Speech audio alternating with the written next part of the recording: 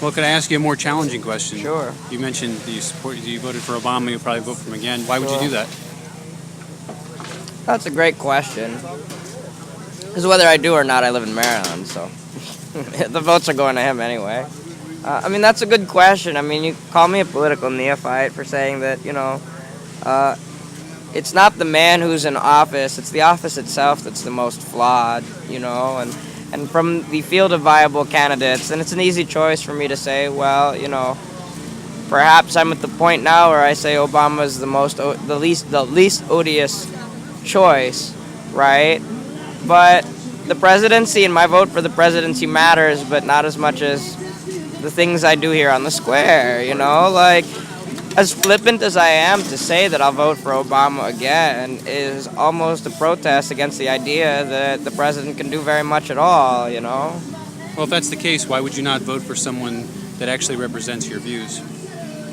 Well, I am sort of center left, so he's not center left anymore. I don't even know. I mean, electoral politics for me is so much less sexy than what we're doing here. Like electoral politics, and this is back in 2008. I loved reading 538, the blog and the polling, and I'm a numbers guy, and that stuff's very exciting for me and all. But like electoral politics of is it going to be a Democrat in the, I mean, like for the 3 years that all this has been happening.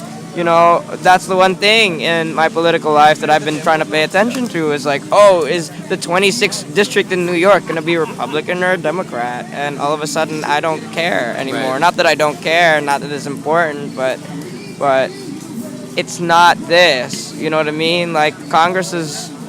I've heard some very great, very dirty adjectives for calcified. I think was another good one. I mean, the Congress is already pretty calcified, so forget about them. You know what I mean? Like.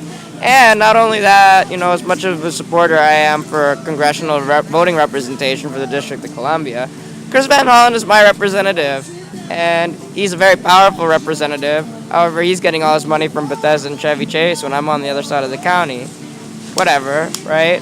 I've been to a political fundraiser. I met the senator, one of the senators from Maryland. I've put my name on the email lists. I've handed out flyers for local government. The dude didn't pay me, and she lost, and I'm happy she did so. Is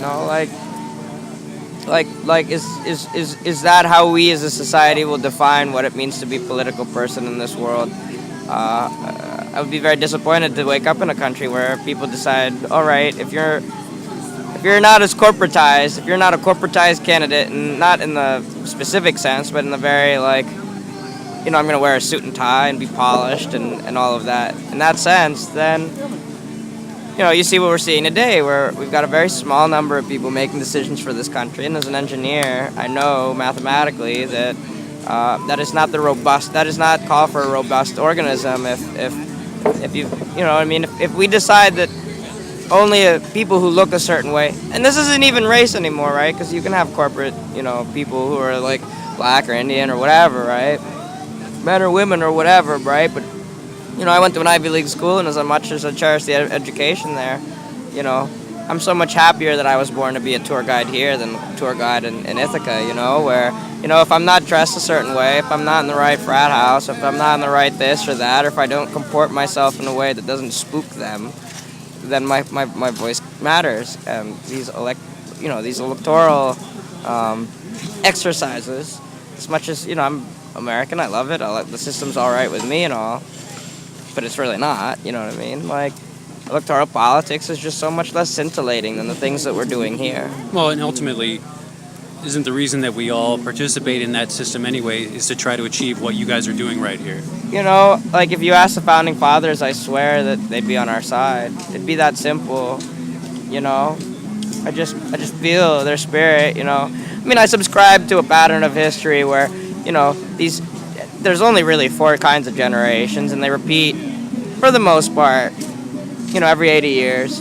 And so I really feel a kinship with the people who fought in World War II, and the people who fought in the Revolutionary War. We were born into a time of cultural unraveling and culture war, and we're coming of age now in a secular crisis, as opposed to the boomers who grew up in a spiritual awakening. And I have, another 5-10 years or whatever, we'll be having a nice bland 50s culture until our kids grow up and tell us that we're wrong.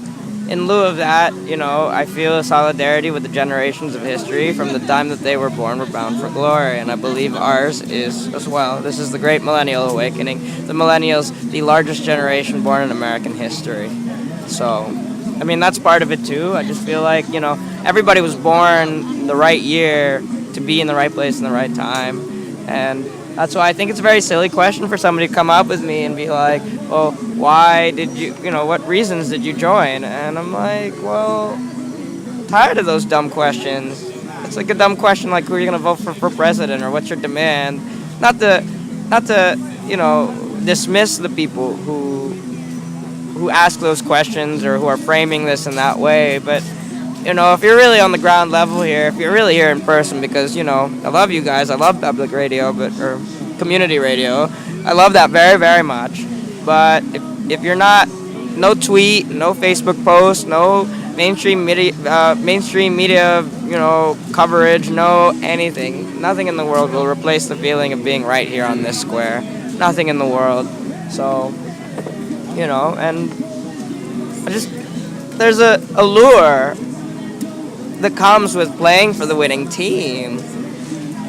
Like, why are people Green Bay supporters? Because they were kind of born into it, or they're from Wisconsin, or because, they're really into Aaron Rodgers, or, I know this is Philadelphia, or Pittsburgh, or Pennsylvania, right? So, I'm going to say Penn State, not because of what happened recently, but like, why do people feel such an affinity for the Penn State program, whether it's the education or the football team? It's because maybe their mom and dads were Nittany Lion supporters. Maybe it was, maybe they grew up wanting to be playing for the team, maybe they like the coach, maybe they like the team, or maybe they like the history or the legend, or maybe by virtue of the fact that they got into Penn State and got caught up in it, after a few games. Like, why do people pick the sports teams that they do? And ultimately, one very easy way to pick a good sports team to root for is a winning one. And I'm here to tell everybody here in Radioland that we are the winning team.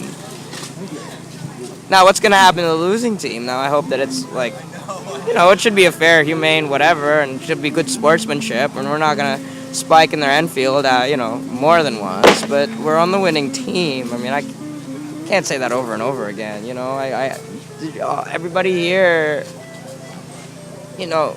given all the dramatics and all the terrible pictures coming out from everywhere, you look at the square here and, everybody's got a smile on their face, and everybody's looking tired, and everybody knows one another, and everybody's feeling good because we're playing for the winning team. For me, it's that simple. So I guess a closing comment then, come on down. Come on down, come on down. My name is Ryan. I help out the information tent. Please feel very warm and welcome here in my hometown, Washington, D.C., and its occupation of McPherson Square. Thank you, brother. Thank you, pal. Yeah, I appreciate it. So what do we have here? This is going to be our tea house. So we'll have 24/7 hot water and tea for people so that when we're sick, we're freezing our stuff out here, we can have hot water. Yeah. How do you feel about that? The winter is coming up. Well, I'm from Denver, so I've been told that our winters are worse in Denver than here. I'm not really sure if that's true. And I've never spent the night outside when it's 12 degrees outside, so I don't know. I think hot water will go a long way, keeping people warm, and hopefully we have a sustainability committee where we're in a winterizing committee as well. So hopefully we'll be able to address those issues. I don't know if you noticed, but pods have popped up. This is a great way to keep warm. Inside, this is my pod here. Inside, it's covered in hay, and it's lined with hay around the tents too. So that if you go inside there, it's a lot warmer than on the outside. Okay. It's almost warm enough that you don't need covers on, just with body heat. But then when you go in your tent, you're even warmer because it's lined with hay. Not everyone's doing that, but that's one model. There's different models. Different people have their own ways of keeping warm, but that's one way. So Okay.